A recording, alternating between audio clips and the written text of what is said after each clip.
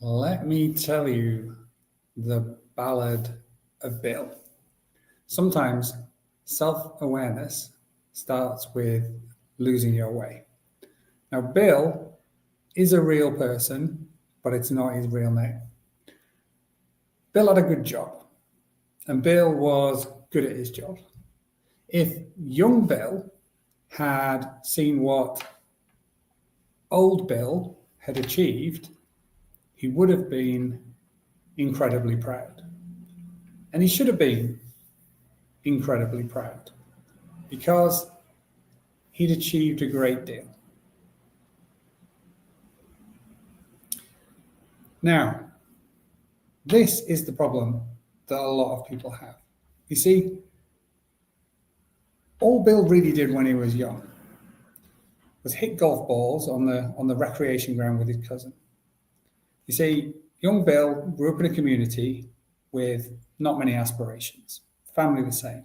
Not a bad community, not a bad family, but not a successful one either. Now, Bill had some academic skills and they got noticed and rewarded at school.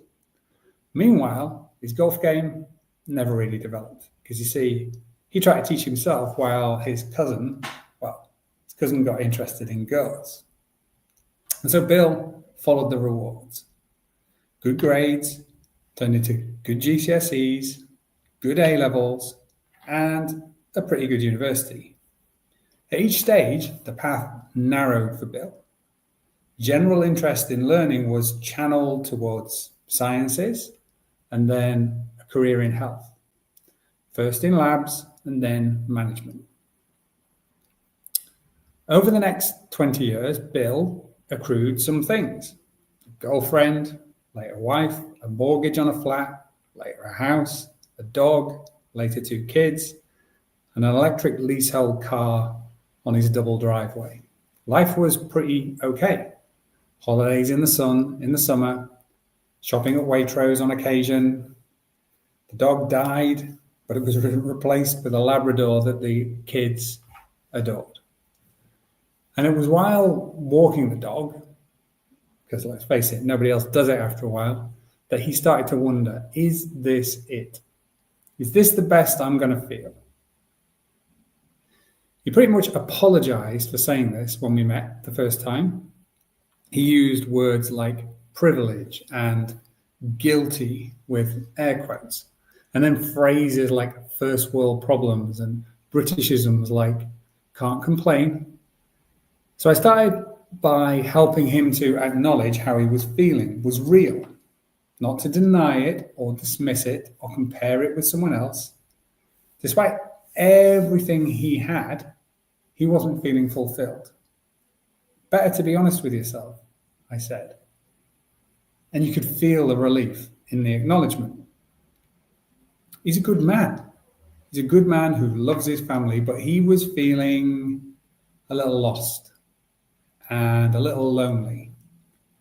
Now, all of this happened a while ago. We've worked on all sorts of issues over the last few months, and now he's thriving.